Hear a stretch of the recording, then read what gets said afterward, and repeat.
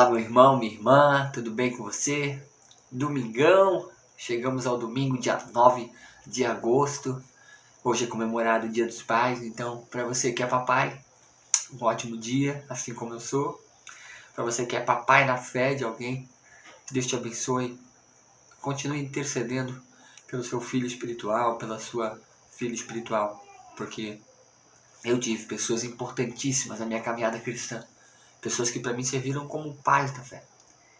E foi fortalecimento da parte de Deus para edificar a minha vida espiritual. Então, um ótimo Dia dos Pais. E falando em Dia dos Pais, a gente tem aqui uma história totalmente complexa aqui. A gente vai falar no capítulo 38, a história de Judá e Tamar. O capítulo aqui é um pouco longo, eu não vou ler, mas eu tenho o contexto dele aqui. E é um contexto bem interessante. Primeiro acontece uma situação que eu queria que a gente pudesse entender. Né? Por que no meio da história de Judá, de José, abriria-se um parênteses para contar uma história totalmente fora do contexto? Né? A gente está lendo a história dos filhos de Jacó e o palco principal aqui está apresentando José. E agora do nada, quando José é vendido para os escravos, em vez de dar continuidade à história de José, aparece Judá. E aparece essa mulher, Tamar. Como a gente pode identificar a necessidade de ver isso? Primeiro, quem é Judá? Judá é um dos filhos do nosso irmão Jacó. E da linhagem de Judá nascerá o nosso Messias, Jesus Cristo. Da linhagem de Judá nascerá também Davi, o primeiro rei, não o primeiro, mas o segundo rei, mas o rei segundo o coração de Deus. Então, Judá ele não é só um mero irmão, um mero participante. Nenhum dos 12 filhos de Jacó eram meros participantes da graça de Deus. Mas a história de Judá ela vai ser transformada numa história muito rica. A descendência de Judá trará para nós a salvação. A salvação veio dessa família. Por isso houve-se a necessidade de trazer esse relato. E que relato é esse então? Se você não leu o capítulo 38 ainda, eu te incentivo a ler o capítulo 38, porque aqui vai acontecer uma situação muito delicada. Tem 3 pontos que eu queria aqui passar para vocês nesse capítulo 38 e depois você faz a leitura. Primeiro ponto.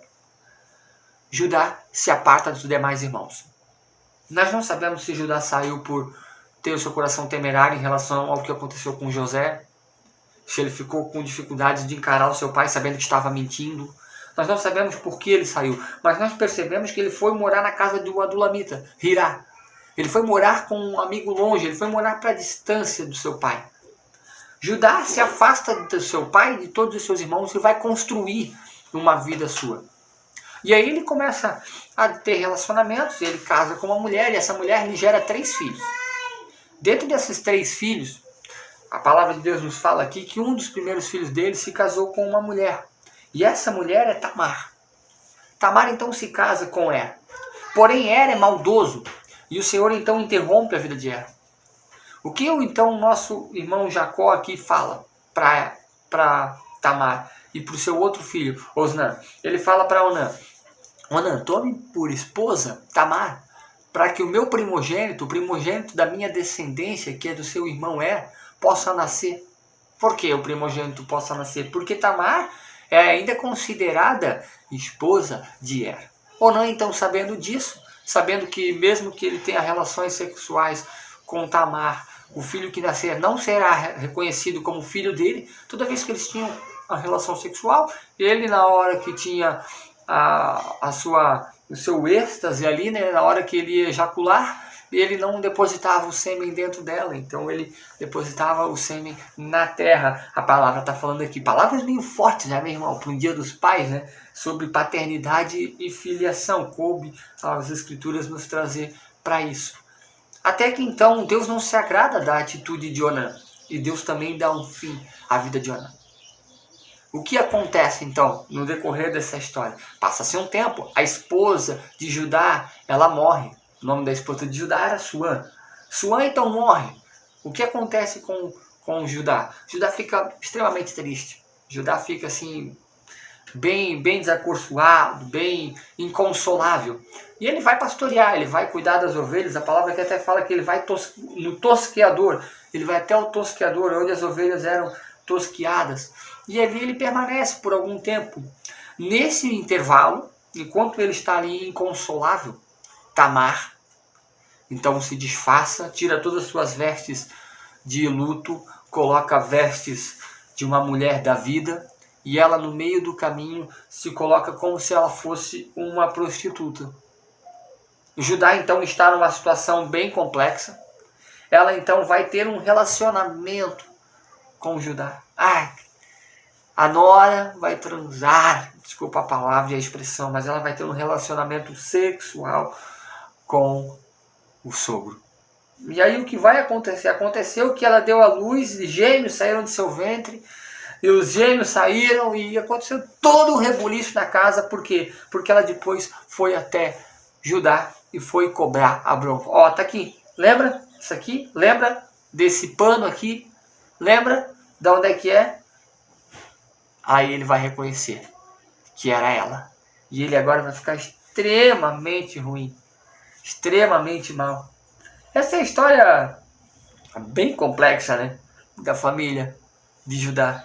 Interessante que o nosso Messias ele vai nascer desse tipo de família. Pessoas normais. A história do Gênesis mostra que pessoas totalmente imperfeitas, como eu e você. Pessoas totalmente estranhas. Pessoas que fizeram coisas totalmente sem noção. Igual a gente. Mulheres que tiveram atitudes duvidosas. Homens que agiram com soberba, arrogância, violência. Mas o Senhor nos deixou isso para que a gente pudesse entender. A graça dele se manifesta na nossa imperfeição.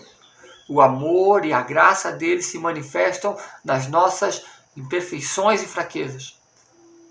O nosso Messias hoje nos deu essa oportunidade de sermos salvos pela sua graça. Porque nós não merecemos.